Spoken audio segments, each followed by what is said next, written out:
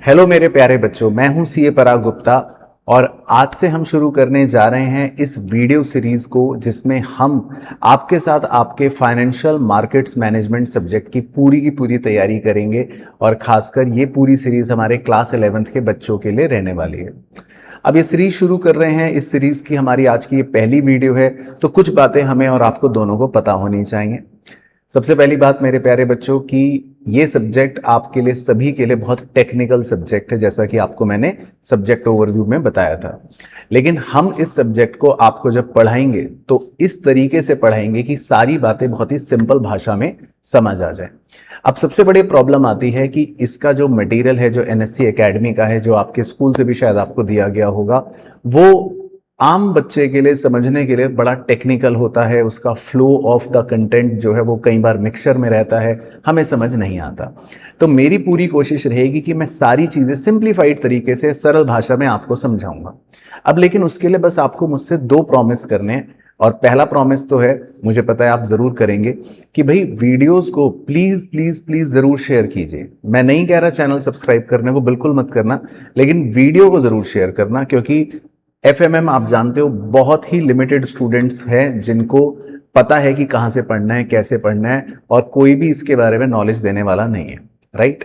और दूसरा प्रॉमिस ये करना है कि आप इसके लिए एक नया रजिस्टर बनाना मेरे साथ, और मैं आपको क्योंकि सारी बातें खुद क्लास में लिखवाऊंगा, तो प्लीज मेक श्योर आप ये सारे के सारे नोट्स क्लास में खुद लिखना हमारे लेक्चर्स के साथ साथ। जैसे जैसे मैं लिखूंगा वैसे वैसे आप लिखना। क्लास में पढ़ते भी रहेंगे, लिखते भी रहेंगे, समझते भी रहेंगे, ताकि इंटरेस्ट भी बना रहे, समझ भी आता रहे, और इसी बहाने आपके नोट्स कंप्लीट हो जाएंगे और ये नोट्स आपके बहुत काम आएंगे। ठीक है, चलो तो इस नोट पे हम शुरू करते हैं आज का हमारा चैप्टर नंबर 1। आप भी रजिस्टर निकाल लो और उसमें हेडिंग डालो। ये चैप्टर का नाम है मार्केट्स एंड फाइनेंशियल इंस्ट्रूमेंट्स। ये चैप्टर बहुत ही सिंपल चैप्टर है, छोटा चैप्टर है, जैसा कि आपको दिख रहा है, चैप्टर नंबर 1, जिसमें हमारे मोटे मोटे अगर मैं टॉपिक्स की बात करूं तो टोटल 6 से 7 टॉपिक्स हैं। लेकिन आज हम बिल्कुल बेसिक से शुरू करेंगे, टॉपिक 1 से ही शुरू करेंगे। तो आप मेरे साथ साथ सबसे पहले फर्स्ट टॉपिक लिखेंगे, और सबसे पहले टॉपिक का नाम है इन्वेस्टमेंट।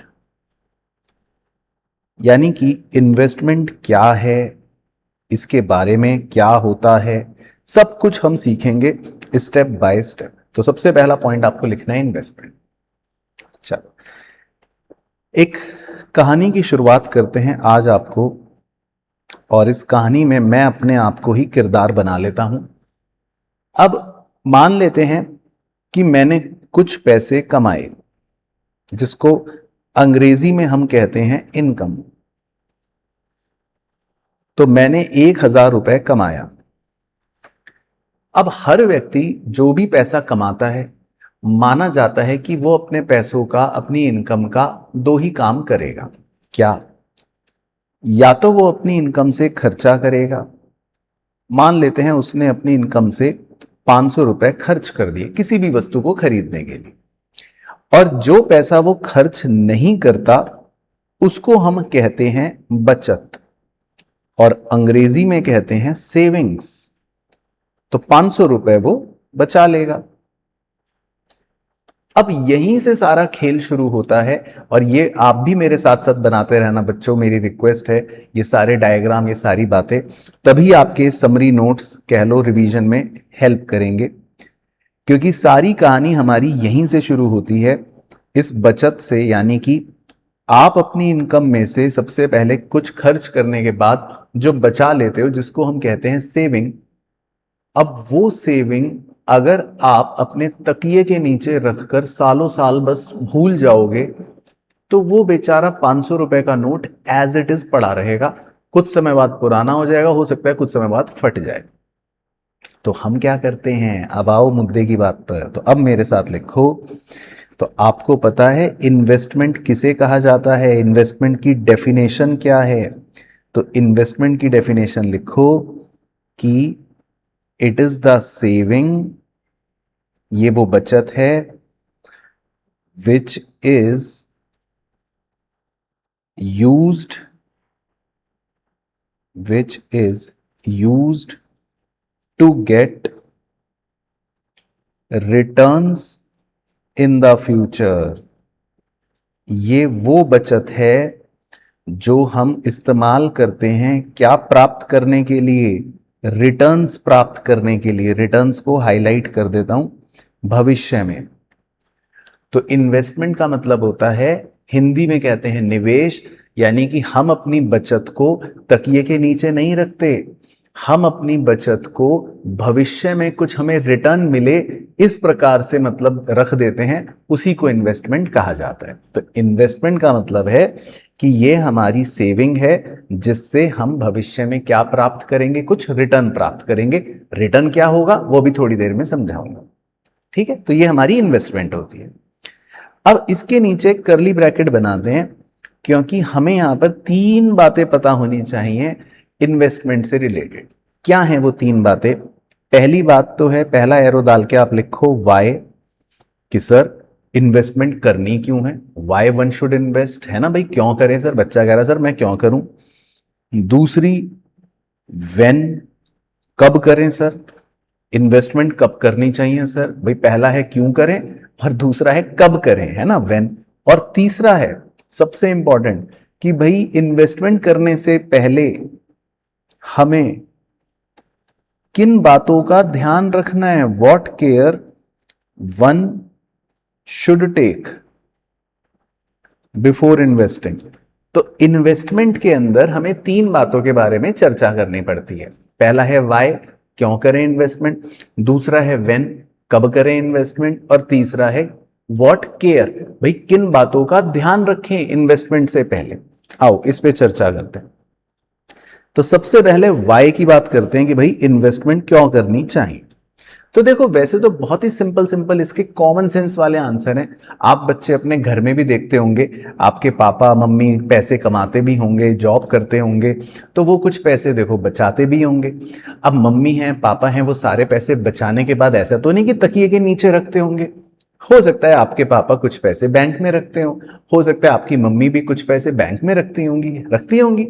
तो इन्वेस्टमेंट क्यों किया जाता है, सबसे पहला इसका ऑब्जेक्टिव लिखते हैं, क्यों, to earn return on idle resources. सबसे पहली बात तो हो गया कि भाई हमें अपना पैसा तकिए के नीचे नहीं रखना, हम अपने रिसोर्सेज को मतलब धन को, संपत्ति को जो आइडल पड़ी हुई है, खाली पड़ी हुई है, उस पर कुछ रिटर्न कमा सकें, उस पर कुछ कह लो हमें रिटर्न मिलेगा। जो आगे पढ़ेंगे क्या, तो पहला उद्देश्य तो है रिटर्न कमाना। दूसरा क्यों निवेश किया जाता है वो भी लिख लेते हैं, generate a specified sum, generate a specified sum of money for a specific goal. तो इसमें स्पेसिफिक गोल को हाईलाइट कर देता हूं, यानी कि आपको पता है हम इन्वेस्टमेंट क्यों करते हैं। अब मैं आपको चलो अपने कॉलेज की एक बात बताता हूँ। जब मैं कॉलेज में था तो मुझे बहुत कम पॉकेट मनी मिलती थी, थोड़ी बहुत। और पॉकेट मनी भी क्या मिलती थी, इधर उधर से, मतलब मम्मी कहती थी जाओ धनिया ले आओ, ये लो 10 रुपए। तो 10 रुपए के धनिया की जगह मैं 8 रुपए का धनिया ले आता था, 2 रुपए बचा लेते थे। लेकिन एक दिन मुझे ख्याल आया जब मैं कॉलेज जाता था कि यार कॉलेज कब तक जाऊंगा ऐसे बसों में धक्के खा के, क्यों ना एक मोटरसाइकिल खरीदी जाए। तो मेरा एक गोल निर्धारित हो गया था कि मुझे ना 2-3 साल बाद एक मोटरसाइकिल तो खरीदनी है। तो मैंने क्या करा, अब अपने जो सेविंग थी उसको इन्वेस्ट करना शुरू करा, इन्वेस्टमेंट में आया, क्योंकि मेरा ऑब्जेक्टिव बहुत क्लियर था कि यार मुझे तो बाद में कुछ ना कुछ एक अमाउंट चाहिए मोटरसाइकिल खरीदने के लिए। I need a certain some of money, मुझे पैसा चाहिए। तो जब हमारे पास कभी कभी एक गोल निर्धारित हो जाता है कि हमें उसके लिए पैसा चाहिए होगा भविष्य में, तो भी हमें इन्वेस्टमेंट कर देना चाहिए। तो ये एक तरह से दूसरा कह सकते हैं रीजन है कि क्यों इन्वेस्टमेंट करनी चाहिए। और तीसरा, ये तो आप सभी बच्चे अपने घर में देखते होंगे, सबके पेरेंट्स ये करते हैं, निवेश क्यों करते हैं, ताकि फॉर अनसर्टेन फ्यूचर। देखो भविष्य का किसी को भी नहीं पता क्या होगा, है ना। तो हर व्यक्ति इसीलिए निवेश करता है कुछ ना कुछ पैसा, ताकि भविष्य में अगर कोई भी आपातकालीन स्थिति आ जाए तो यार ऐसा ना हो कि हमारे पास कुछ हो ही ना। तो अनसर्टेन फ्यूचर के लिए भी हम निवेश कर लेते हैं। तो बेसिकली हमें पता होना चाहिए कि इन्वेस्टमेंट क्यों करनी चाहिए। अब आता है जी कब करनी चाहिए। बच्चा पूछता है सर कब करनी चाहिए इन्वेस्टमेंट, मैं तो सर अभी 16 साल का हूं। तो मेरे प्यारे बच्चों, आप तो 16 साल के हो, लेकिन गूगल पर सर्च करना रिचेस्ट या biggest investor in the world, तो एक आदमी का नाम आएगा, सफेद बालों वाले आदमी हैं, इन अंकल का नाम है वॉरेन बफे। तो वॉरेन बफे की एक बहुत ही प्रचलित कहावत है, उन्होंने कहा कि मैंने अपना पहला निवेश 11 साल की उम्र में करा था, और उसके आगे उन्होंने बोला मैं काफी लेट हो गया था। तो सोचो, वॉरेन बफे साहब का यह मानना था कि इन्वेस्टमेंट तो एज अर्ली एज पॉसिबल, मतलब जितना जल्दी हो सके कर सकते हो। तो वेन का तो आंसर बहुत ही सिंपल है, एक ही शब्द में लिख दूं अगर, लिखो मेरे साथ, द सूनर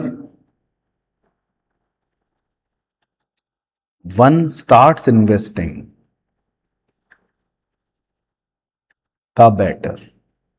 मतलब सरल भाषा में, जितना जल्दी आप इन्वेस्टमेंट शुरू कर दोगे उतना बेहतर है। The sooner one starts investing the better, मतलब जितना जल्दी इन्वेस्टमेंट कर दोगे उतना अच्छा है। तो इसके लिए हम कह सकते हैं, दो तीन मूल मंत्र दे देता हूं आपको, वो आप लिख लो। पहला, इन्वेस्ट अर्ली, हमेशा हमें जल्दी इन्वेस्टमेंट करनी चाहिए। तो आप तो 16 साल के हो, 2 रुपए भी बचा रहे हो, करो इन्वेस्ट। कैसे करना है वो बाद में सिखाऊंगा, लेकिन करने का है, सोचो। दूसरा, हमेशा ध्यान रखना है, इन्वेस्टमेंट कोई डेस्टिनेशन नहीं है। इन्वेस्ट रेगुलरली करते रहो, थोड़ा थोड़ा, हर महीने करो, हर हफ्ते करो, हर 15 दिन बाद करो, जब मौका मिले करते रहो करते रहो, ये तो उम्र भर का काम है। और सबसे इंपॉर्टेंट चीज, इन्वेस्ट फॉर लॉन्ग टर्म, लंबी अवधि के लिए। ऐसा नहीं सोचना कि सर हम आज इन्वेस्ट कर देंगे तो क्या 2 दिन बाद हम करोड़पति बन जाएंगे। नहीं, इन्वेस्टमेंट हमेशा की जाती है लंबे समय के लिए। तो 5 साल के लिए करो, 10 साल के लिए करो, 20 साल के लिए करो, मैं तो कह रहा हूं 100 साल के लिए करो। बच्चा कह रहा सर क्या कह रहे हो, मतलब सिंपल भाषा में, करते रहो। तो इन्वेस्ट करो अर्ली, मतलब जल्दी, इन्वेस्ट करो रेगुलरली, मतलब हमेशा, लगातार, और इन्वेस्ट करो लंबी अवधि के लिए। ये इन्वेस्टमेंट के मूल मंत्र हैं। तो कब करनी चाहिए investment? As soon as possible. ठीक है। और तीसरा कंटेक्स्ट इन्वेस्टमेंट का, what care one should take, कि भैया एक आदमी को किन बातों का ध्यान रखना है। तो देखो, इसमें बहुत ही जेनरिक बातें हैं, मतलब ऐसा नहीं कि आपसे एग्जाम में कोई क्वेश्चन पूछने वाला है, लेकिन नॉर्मल पता होना चाहिए। देखो, जब हम आपके घर में पापा मम्मी कोई भी अमाउंट इन्वेस्ट करता है, निवेश करते हैं, चाहे बैंक में भी जाते हैं, तो थोड़ा बहुत वो सबसे पहले क्या करते हैं, हम निवेश करने से पहले, है ना, कि डॉक्यूमेंट्स पढ़ते हैं।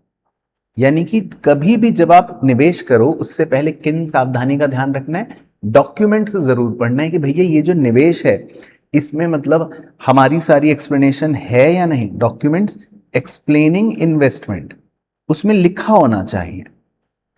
कई बार क्या होता है, लोग आपको बेवकूफ बनाएंगे, आपको फोन करके कहेंगे भाई 21 दिन में पैसा डबल, तो उसको बोलना ठीक है, पहले मुझे डॉक्यूमेंट्स भेजो, और डॉक्यूमेंट पहले अच्छे से देखो कि भैया ये जो इन्वेस्टमेंट कह रहा है करने के लिए, ये सारी बातें लिखित में एक्सप्लेन की गई हैं कि नहीं। तो ये बहुत जरूरी बात होती है ना, निवेश करने से पहले डॉक्यूमेंट्स बहुत जरूरी होता है। उसके बाद भाई ऑब्वियसली उसको रीड करो, अंडरस्टैंड करो, सारे डॉक्यूमेंट्स को पूरा गो थ्रू करना है। कई बार कुछ लोग क्या करते हैं, डॉक्यूमेंट आया, अरे कौन पढ़े, बस साइन करा, ओ हो गया, और बाद में फंस जाते हैं। लेकिन आप तो एफएमएम वाले स्टूडेंट हो, आप ये गलती कभी मत करना, ना अपने क्लाइंट को करने देना। कल को जब आप बड़े हो जाओगे, नौकरी करोगे, फाइनेंशियल एडवाइजर बनोगे, तो क्लाइंट को बोलना भैया डॉक्यूमेंट पूरे पढ़ो, जल्दबाजी में साइन नहीं करने। तो रीड करना है पूरे डॉक्यूमेंट को, उसको अंडरस्टैंड करना है, समझना है। और क्या करो, बहुत सारी बातें हैं वैसे तो, लेकिन मोटा मोटी और क्या है, रिस्क एंड रिटर्न, ये बहुत जरूरी होता है। रिस्क एंड रिटर्न ये जरूर चेक करो। रिस्क एंड रिटर्न का मतलब, सर रिस्क मतलब देखो, इन्वेस्टमेंट याद रखो हमेशा सिक्के के 2 पहलू की तरह होती है। इसमें हमेशा 2 चीजें जुड़ी हुई होती हैं। एक है रिस्क, मतलब जोखिम, यानी कि इसमें खतरा तो है, लेकिन एक है रिवॉर्ड, यानी कि रिटर्न, कि कुछ मिल भी सकता है। तो खतरा भी है और कुछ मिल भी सकता है, ये दोनों बातों का संगम होता है इन्वेस्टमेंट। तो आपको जब भी इन्वेस्टमेंट करनी है तो आपको पता होना चाहिए कि भाई इसमें खतरा क्या है और इसमें मिलेगा क्या। इसको बोलते हैं रिस्क एंड रिवॉर्ड या risk and return profile of an investment. तो हर इन्वेस्टमेंट का रिस्क एंड रिटर्न हमें जरूर देखना चाहिए। इसके अलावा और किन बातों का ध्यान रख सकते हैं? कंपैरिजन, ये बहुत जरूरी है। कभी भी किसी के भी कहने पर किसी भी एक चीज में सीधा जाके निवेश नहीं करते। हमें हमेशा क्या करना चाहिए? कंपैरिजन। अब आप में से कुछ बच्चों ने शायद कभी सुना देखा हो, हमारे घर वाले अगर एक घर भी खरीदते हैं या घर निवेश के लिए खरीदते हैं, इन्वेस्ट करने के लिए, तो भी सोचते हैं, कंपेयर करते हैं, यार ये वाले घर में क्या फायदा होगा या उस वाले घर में क्या फायदा होगा, है ना। या कहीं बैंक में पैसा निवेश करते हैं तो भी सोचते हैं कि यार वो बैंक कितने पैसा देगा, ये बैंक में फायदा होगा कि नहीं। तो कंपैरिजन करना बहुत जरूरी है। तो इसी तरह इन्वेस्टमेंट से पहले भी आपको कंपैरिजन करना क्या है, बहुत जरूरी होता है। बाकी और भी बहुत सारे पॉइंट्स होते हैं, मैं एटसेट्रा इसलिए लिख रहा हूं कि वो जेनरिक पॉइंट्स है, भाई ये भी देखो, वो भी देखो, ये भी देखो, वो भी देखो। तो मतलब कुछ ना कुछ हमें बातों का ध्यान रखना पड़ता है इन्वेस्टमेंट से पहले। तो कुल मिलाकर आई होप आप इस 15 मिनट की चर्चा से ये तो समझ ही गए होंगे कि इन्वेस्टमेंट क्या है, इन्वेस्टमेंट क्यों करनी है, इन्वेस्टमेंट कब करनी है, और कुछ छोटी मोटी बातों का ध्यान रखना है। ठीक है, अब यहां तक अगर समझ आ गया तो एक लाइक तो बनता है, और अगर लाइक कर दिया है तो एक कमेंट भी बनता है, और कमेंट भी कर दिया तो शेयर तो बनता ही बनता है। चलो, अब इसके नीचे लिखते हैं पॉइंट नंबर 2, जिसका हम सबको बेसब्री से इंतजार था। सर क्या है पॉइंट नंबर 2? इसमें लिखते हैं इंटरेस्ट। पॉइंट नंबर 2 का नाम है इंटरेस्ट। सर इंटरेस्ट ये क्या होता है? सुना सुना तो लग रहा है, इंटरेस्ट मतलब ब्याज, हिंदी में कहते हैं ब्याज। तो होता क्या है इंटरेस्ट, आओ इसको समझते हैं। तो इंटरेस्ट को समझने के लिए हम एक छोटी सी ड्राइंग बनाते हैं, चलो आपके साथ, ठीक है। तो मान लेते हैं ये मैं हूं। अब मैंने एक बैंक से कहा, या बैंक समझ लो या कोई भी समझ लो, मैंने इससे कहा bank bank please please please मुझे कुछ पैसे दे दो, मुझे कुछ पैसों की जरूरत है। तो मान लेते हैं मैंने बैंक से कुछ पैसा, कुछ मनी बोरो कर लिया। तो ऑब्वियसली बैंक सबसे पहले तो ये पूछेगा कि मेरे पैसे कब वापस करोगे। तो मैंने कहा मैं ना आपके पैसे 5 साल के बाद वापस कर दूंगा, I will repay after 5 years। तो मैंने बैंक से 1 लाख रुपए बोरो कर लिए और बैंक को बोला मैं आपके पैसे 5 years के बाद रीपे कर दूंगा, दे दूंगा। अब बच्चा सोचता है चलो ठीक है सर, पैसे 5 साल बाद देने ना, तो 5 साल बाद हम 1 लाख रुपए दे देंगे। लेकिन यहीं पर इंटरेस्ट का रोल आता है कि अगर कभी भी मनी बोरो किया जाता है तो उस मनी बोरोड के बदले में जो लेंडर होता है, लेंडर मतलब जिससे पैसा बोरो किया गया है, उसको क्या बोलते हैं? लेंडर। और जो बोरो करता है यानी कि मैं, मुझे क्या बोलेंगे? बोरोवर, है ना। तो ये टर्मिनोलॉजीज पता होनी चाहिए। तो लेंडर मतलब जिसने पैसा दिया, और बोरोवर मतलब जिसने पैसा लिया। तो अब लेंडर कहता है कि मुझे इसके बदले में क्या चाहिए? ब्याज चाहिए, इंटरेस्ट चाहिए। और इंटरेस्ट आमतौर पर 1 साल का लिया जाता है। तो इसके आगे लगा देते हैं पर एनम, पीए। पीए शॉर्ट में लगाने का मतलब होता है पर एनम, मतलब 1 साल, पर एनम। तो हम ब्याज देंगे पर एनम। अब ब्याज कितना भी हो सकता है, फॉर एग्जाम्पल 8%, फॉर एग्जाम्पल 10%। तो इसको बोलते हैं इंटरेस्ट। तो ये जो टर्मिनोलॉजी है इंटरेस्ट, ये बेसिकली ये होता है। तो इसकी एक छोटी सी डेफिनेशन लिख लेते हैं, क्योंकि हमसे तो क्वेश्चन पूछ लेता है कि भाई डेफिनेशन क्या है, व्हाट इज इंटरेस्ट। तो छोटी सी डेफिनेशन लिख लेते हैं, इंटरेस्ट क्या होता है। तो आप लिख लो कि interest is an amount charged by या charged to the borrower for the privilege of using the lender's money, for using the lender's money. तो सिंपल भाषा में अगर समझाएं कि भाई ब्याज क्या होता है, तो ब्याज एक वो अमाउंट होता है जो बोरोवर से लिया जाता है। किस बात के लिए लिया जाता है? क्योंकि उसने लेंडर के पैसों का लुफ्त उठाया। सर क्या कह रहे हो? अरे यही लिखा है कि इंटरेस्ट क्या होता है? इंटरेस्ट एक ऐसा अमाउंट होता है जो बोरोवर से लिया जाता है इस बात के लिए कि भाई उसने लेंडर के पैसों का लुफ्त उठाया। बोरोवर के लिए देखो लिखा है for the privilege of using the lender's money. तो बस, तो इंटरेस्ट हम इसको बोलते हैं। तो जनरली ये इंटरेस्ट जो होता है वो ये होता है। लेकिन हाँ, प्रैक्टिकली नॉलेज के लिए पता होना चाहिए, वो बात हम नीचे मेंशन कर लेते हैं क्योंकि ये भी इस टॉपिक का एक छोटा सा मतलब पॉइंट है। आप अपने बुक में देखोगे तो आपको दिखेगा भी। अब ये जो इंटरेस्ट होता है, देखो मैंने तो ऐसे ही रैंडमली बोल दिया 8%, क्या पता है 9% हो, क्या पता है 10% हो, कभी कभी 12% होता है, कभी कभी कुछ चीजों में 6% भी होता है। तो ये कुछ भी हो सकता है। तो पॉइंट ये है वो लिखना है कि वेरियस फैक्टर्स, बहुत सारे फैक्टर्स होते हैं, various factors that affect this interest rate. बहुत सारे फैक्टर्स होते हैं जो इस इंटरेस्ट रेट को क्या करते हैं? अफेक्ट करते हैं, प्रभावित करते हैं। भाई कभी ये 8% हो सकता है, ये 9% हो सकता है, 11% हो सकता है, ये कुछ भी हो सकता है। तो ऐसे कौन से फैक्टर्स हैं सर जो इस इंटरेस्ट रेट को प्रभावित करते हैं? तो ये देखो, ये नॉलेज के लिए लिखवा रहा हूं, थोड़े से टेक्निकल हैं, हो सकता है आपको मतलब समझ भी ना आए और मैं समझाऊंगा भी नहीं क्योंकि बहुत टेक्निकल है। लेकिन फिर भी जस्ट फॉर द नॉलेज पता होना चाहिए कि भाई जो ये फैक्टर्स जो होते हैं जो इंटरेस्ट को प्रभावित करते हैं, तो आमतौर पर वैसे तो बहुत सारे होते हैं, लेकिन जैसे आपको इंटरेस्टिंग लिखवाता हूं। पहला फैक्टर तो होता है देखो, डिमांड फॉर मनी। और ये तो मैं आपको सच बताऊं, अपने एग्जाम्पल से बता सकता हूं। डिमांड फॉर मनी, मैं एक बार पता है क्या हुआ, मुझे बहुत ज्यादा पैसों की जरूरत थी, मतलब बहुत ही परेशान था मैं, बहुत ज्यादा पैसों की जरूरत थी। मैं अपने पड़ोसी के घर एक बार रात को चला गया क्योंकि बहुत ज्यादा टेंशन थी। अगले दिन ही मुझे पैसा चाहिए था। मैं उसके घर रात को गया, मैंने कहा यार प्लीज यार मुझे पैसे दे दे यार प्लीज, मैं तेरे पैसे 1 साल बाद वापस कर दूंगा प्लीज। पड़ोसी के मैंने बहुत हाथ पैर जोड़ने लगा। तो उसको पता चल गया कि इसको अभी पैसों की बहुत ज्यादा आवश्यकता है, डिमांड फॉर मनी, मतलब कि उसको पता लग गया मैं मजबूर हूं, मुझे तो पैसा अब लेना ही लेना है।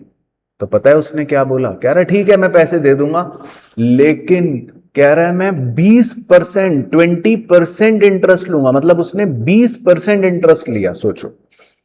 और अगर यही उल्टा होता, मान लो मैं कैजुअली जाता, मैं उसको ना बताता अपनी मजबूरी, मैं उसको कहता यार थोड़े से पैसे चाहिए यार, दे दूंगा, ऐसी कोई जरूरत नहीं है, तो हो सकता है उसको लगता है यार इसको डिमांड है नहीं, मजबूरी नहीं है, बस ठीक है कैजुअली पैसे मांग रहा है, तो हो सकता है वो थोड़ा इंटरेस्ट कम ले लेता। तो मतलब इंटरेस्ट रेट भी डिपेंड करता है कई बार कि सामने वाले को मनी की डिमांड कितनी है, उस हिसाब से इंटरेस्ट रेट प्रभावित हो जाता है। और ये फैक्ट भी है, ये होता भी है, प्रैक्टिकली भी होता है। कुछ चीजों में आप देखोगे इंटरेस्ट रेट्स कम होते हैं, लेकिन कुछ चीजों में ज्यादा होते हैं। खासकर जब इंसान मजबूर होता है, उसको पैसों की बहुत ज्यादा आवश्यकता होती है, तो ये बैंक वाले बड़े चालू हैं, उस समय सबसे ज्यादा इंटरेस्ट लेते हैं। तो प्रैक्टिकली भी ऐसे ही होता है। इसी तरह कई बार दूसरा मतलब क्या फैक्टर इंटरेस्ट को प्रभावित करता है, वो है सप्लाई ऑफ मनी। तो जैसे मनी की डिमांड होती है वैसे ही मनी की सप्लाई भी होती है। अब बहुत लोग मनी देते हैं, मनी बनाते भी हैं। हम इकोनॉमिक्स में एक सब्जेक्ट होता है उसमें थोड़ा बहुत पढ़ते हैं, वैसे तो आप नहीं पढ़ोगे लेकिन कोई बात नहीं। तो मनी की सप्लाई जो होती है वो भी कई बार इंटरेस्ट को प्रभावित कर देती है। तो मैंने बोला ये टेक्निकल टर्म्स है, लेकिन ठीक है, just for the sake of writing हम लोग लिख रहे हैं। अगर मैं बात करूं कई बार तो इन्फ्लेशन, महंगाई कितनी है, ये भी कई बार ब्याज दरों को काफी ज्यादा इफेक्ट करती है। आप कभी कभार हल्का फुल्का न्यूज सुनोगे, तब आप देखोगे कि कभी कभी देश में जब महंगाई बढ़ती है तो हमारे देश की जो सबसे बड़ी मॉनेटरी बॉडी होती है या फाइनेंशियल बॉडी होती है RBI, reserve bank of India, वो कई बार फिर ब्याज दरों में छेड़छाड़ करते हैं, कम ज्यादा करते रहते हैं। तो इन्फ्लेशन भी इंटरेस्ट रेट को बहुत बार प्रभावित करता है। और जब मैंने आरबीआई का नाम ले ही लिया तो चौथा फैक्टर वही लिखवा देता हूं जो इंटरेस्ट रेट को प्रभावित करता है, वो है पॉलिसी ऑफ आरबीआई यानी रिजर्व बैंक ऑफ इंडिया। बाकी एटसेट्रा लिख रहा हूं, मतलब बहुत सारे फैक्टर्स हमारे इंटरेस्ट को क्या करते हैं, प्रभावित करते हैं। तो समझ रहे हो ना पॉइंट। तो बेसिकली इंटरेस्ट क्या है, बस हमें वो मूल मुद्दा पता होना चाहिए। और इस इंटरेस्ट को ही हम शुरू में क्या बोल रहे थे, रिटर्न। तो जब हम इंटरेस्ट की बात करते हैं तो इंटरेस्ट एक तरह से क्या होता है कि जब आप किसी और के पैसों का लुफ्त उठाते हैं तो आपसे लिया जाता है। और अगर इसी कहानी को बदल दें तो आप अपने पैसे अगर किसी और को दोगे तो इंटरेस्ट आपको मिल भी जाता है। और इसी इंटरेस्ट को हमने स्टार्टिंग में शुरू में रिटर्न बोल दिया था, या रिटर्न का यही मतलब होता है सिंपल भाषा में।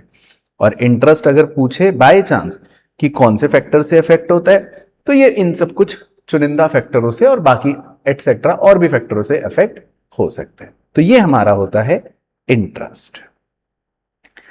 चलो उसके बाद एक पॉइंट 3 और लिखवा देता हूं, क्योंकि आज इंट्रोडक्टरी लेक्चर है, धीरे धीरे बच्चे पढ़ रहे हैं, समझ रहे हैं। तो एक छोटी सी बात क्योंकि इन्वेस्टमेंट वाली है तो वो कवर करते हैं, ठीक है।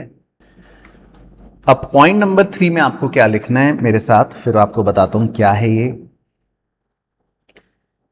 Various options for investment. तो बच्चों देखो, हमने इन्वेस्टमेंट तो समझ लिया कि क्या है, इन्वेस्टमेंट कब करनी है, क्यों करनी है, क्या देखभाल रखने हैं, इंटरेस्ट क्या होता है, ये सब बातें तो हो गई। अब एक बड़ा ही इंटरेस्टिंग पॉइंट आता है इसके अंदर, वेरियस ऑप्शंस फॉर इन्वेस्टमेंट। क्योंकि अब आप भी यही सोचोगे कि सर पैसा तो मैं इन्वेस्ट कर दूंगा लेकिन कहां करूं ये तो बताओ, ऑप्शंस क्या है हमारे पास, क्या हम अपने पैसे को कहां निवेश करें ये तो बताओ। चलो तो उसी पर हमें कहानी बनानी है। तो आप इसमें 2 बाइफरकेशन करना। तो मोटा मोटी 2 प्रकार के इन्वेस्टमेंट किए जा सकते हैं, यानी कि 2 तरह से इन्वेस्टमेंट के ऑप्शंस होते हैं। पहला होता है जिसको हम कह सकते हैं फिजिकल एसेट्स, और दूसरा होता है जिसको हम कहते हैं फाइनेंशियल एसेट्स। तो थोड़ा थोड़ा तो नाम से भी क्लियर होता है। वैसे फिजिकल एसेट्स का मतलब होता है कि ऐसी चीजें जिनकी मतलब कोई फिजिकल एग्जिस्टेंस है, जिनको आप देख सकते हो अच्छे से, छू सकते हो अच्छे से, और जिनका एक फिजिकल एग्जिस्टेंस आपको नजर आता है। लेकिन फाइनेंशियल एसेट्स ऐसे होते हैं कि जिनका कोई फिजिकल एग्जिस्टेंस आपको नजर नहीं आएगा, वो तो जस्ट मेयर कागज के टुकड़े हैं। और अब तो डिजिटलाइजेशन का जमाना आ गया, अब तो कागज का टुकड़ा भी नहीं है, अब तो सब कुछ कंप्यूटर स्क्रीन में डिजिटलाइज्ड, मतलब कोई फिजिकल एग्जिस्टेंस ही नहीं है। उनको बोलते हैं फाइनेंशियल एसेट्स। तो अगर हम फिजिकल एसेट्स की बात करें तो फिजिकल एसेट्स में आप लिख सकते हो जैसे गोल्ड हो गया, मतलब ज्वेलरी, सिल्वर हो गया, है ना, इनको आप देख सकते हो, छू सकते हो, इनका फिजिकल एग्जिस्टेंस है। आपने गोल्ड का बिस्किट खरीद लिया, आपने चांदी का बिस्किट खरीद लिया, है ना। इसके अलावा कोमोडिटीज होती हैं, आपने मेटल कोई धातु खरीद लिया, ये सब चीजें क्या होती हैं, फिजिकल एसेट्स। या आपने रियल एस्टेट में घर खरीद लिया, तो मतलब एटसेट्रा लिख देता हूं। कोई भी ऐसी चीज जो आपको नजर आ रही है आंखों से, जिसका फिजिकल एग्जिस्टेंस है, ये सबको क्या बोलते हैं, फिजिकल एसेट्स। लेकिन फाइनेंशियल एसेट्स कौन से होते हैं, ये आप सीखोगे धीरे धीरे अपने कोर्स के अंदर भी, जिनका कोई फिजिकल एग्जिस्टेंस नहीं होता। जैसे क्या क्या एग्जांपल आप लिख सकते हो, एफडी मतलब फिक्स डिपॉजिट, है ना, विद बैंक। अब आपके घर में मम्मी है, पापा हैं, वो बैंक में उन्होंने एफडी करवाई होगी, फिक्स डिपॉजिट। अब वो तो डिजिटलाइज्ड है, बैंक में कर दिया, अब आपको कुछ दिखेगा थोड़ी ना कि क्या है ये, बस हो गया, बैंक में एफडी हो गई। इसी तरह हम लिख सकते हैं, मान लो इंश्योरेंस, या कॉमा आप इसको लिख सकते हो प्रोविडेंट फंड।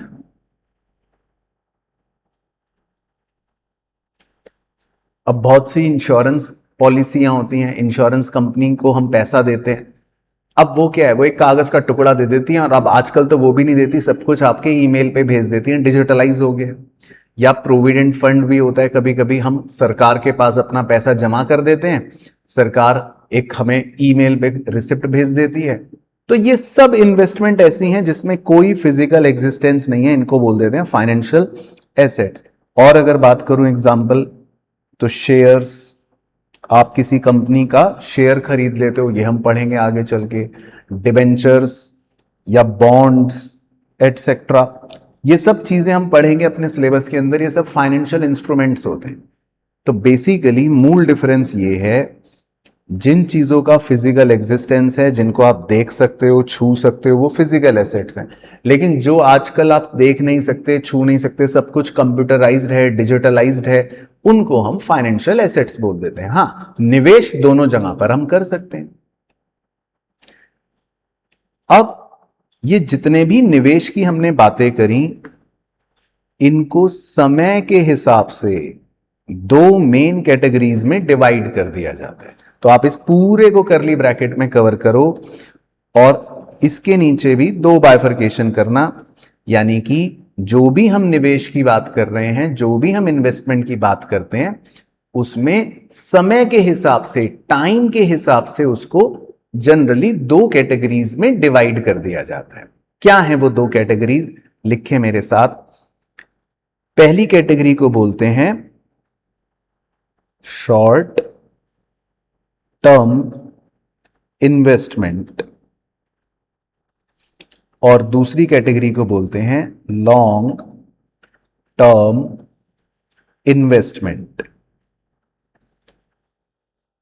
तो सर, नाम से थोड़ा थोड़ा तो समझ आ रहा है, शॉर्ट मतलब छोटी, टर्म मतलब अवधि, टाइम पीरियड, अवधि। तो शॉर्ट टर्म इन्वेस्टमेंट्स, ये कुछ ऐसे निवेश होते हैं जो आप छोटी अवधि के लिए करते हो, छोटे टाइम पीरियड के लिए करते हो। और लॉन्ग टर्म मतलब ये कुछ ऐसे इन्वेस्टमेंट्स होते हैं जो आप लंबी अवधि के लिए करते हो, लॉन्ग टाइम पीरियड के लिए करते हो। तो ये क्या है, सिर्फ नाम लिखेंगे लेकिन पढ़ेंगे अगली क्लास में, है ना। तो नाम लिख लेते हैं, ताकि होमवर्क में आपको चलो एक छोटा सा टास्क भी दे दूंगा आज पहले लेक्चर में, कि इनके बारे में थोड़ा थोड़ा पढ़ के रखना कि भाई शॉर्ट टर्म इन्वेस्टमेंट में क्या आते हैं। तो देखो क्या क्या आते हैं, नाम लिख लेते हैं। पहला आता है सेविंग्स बैंक अकाउंट, ये हम सीखेंगे क्या होता है। दूसरा आता है मनी मार्केट फंड्स, ये हम सीखेंगे क्या होता है। तीसरे आते हैं बैंक फिक्स्ड डिपॉजिट्स, ये हम सीखेंगे क्या होते हैं। फिर उधर चलते हैं लॉन्ग टर्म की तरफ। लॉन्ग टर्म में आप लिखो पोस्ट ऑफिस सेविंग्स, ये हम सीखेंगे क्या होते हैं। अगला लिखो पब्लिक प्रोविडेंट फंड, ये हम सीखेंगे क्या होते हैं। अगला लिखो कंपनी फिक्स्ड डिपॉजिट्स, ये हम सीखेंगे क्या होते हैं। अगला लिखो बॉन्ड्स या ऑब्लिक डिबेंचर्स, ये हम सीखेंगे क्या होते हैं। अगला लिखो म्यूचुअल फंड्स, ये हम सीखेंगे क्या होते हैं। अगले लिखो इक्विटी शेयर्स, ये भी हम सीखेंगे क्या होते हैं। तो मतलब देख रहे हो कितने तरह के लॉन्ग टर्म इन्वेस्टमेंट्स होते हैं। और अगला लिखो लाइफ इंश्योरेंस पॉलिसीज। तो बेसिकली हमें तो सबके बारे में ही पढ़ना है, लेकिन हमने लिस्ट बना ली। तो मतलब सर इतनी सारी इन्वेस्टमेंट्स हो सकती है, अरे बच्चों पूछो मत, इतने सारे फाइनेंशियल इंस्ट्रूमेंट्स होते हैं आज की दुनिया में कि हम कहीं पर भी अपना पैसा इन्वेस्ट कर सकते हैं। और ये सब इन्वेस्टमेंट्स हैं जो हम पढ़ेंगे भी, लेकिन आज नहीं, है ना, नहीं तो बहुत टेक्निकल हो जाएगा, तो आज नहीं पढ़ेंगे, आज बस इतना ही रखेंगे। लेकिन अब मुझे ये बताओ कि क्या हमने जो आज पढ़ा वो आपको समझ आया कि नहीं। और आज का हमारा ऑब्जेक्टिव ही यही 3 पॉइंट्स आपके साथ कवर करने के थे, कि पहला तो आप ये समझ जाओ कि इन्वेस्टमेंट क्या होती है, शुरुआत कहां से होती है, क्यों करते हैं, कब करते हैं, किन बातों का ध्यान रखते हैं, ये पता लग जाए। इंटरेस्ट किसे बोलते हैं, इंटरेस्ट की परिभाषा क्या है, इंटरेस्ट कौन से फैक्टर से प्रभावित होता है ये पता लग जाए, और साथ ही साथ इन्वेस्टमेंट के थोड़े से ऑप्शंस आपको नजर आ जाएं। आज आपके जिसको कहते हैं हिंदी में ज्ञान चक्षु खुल जाएंगे कि अरे sir physical assets, financial assets और ये सब हम शॉर्ट टर्म या लॉन्ग टर्म इन्वेस्टमेंट के मतलब 2 मेन क्राइटेरियाज के अंदर कवर करेंगे आने वाली अपनी कक्षाओं में। चलो, तो आज के लिए प्यारे बच्चों बस इतना ही। अगली कक्षा में कोशिश करेंगे आपको आगे लेकर चलेंगे और बातें पढ़ाएंगे, लेकिन तब तक इस पूरे लेक्चर को अच्छे से आप नोट्स बनाकर रिवाइज भी करना, बुक से भी देखना, गो थ्रू भी करना। बाकी फिर नेक्स्ट लेक्चर में मुलाकात करते हैं। ठीक है, bye bye, tata, take care, ध्यान रखें, मस्त रहें और स्वस्थ रहें।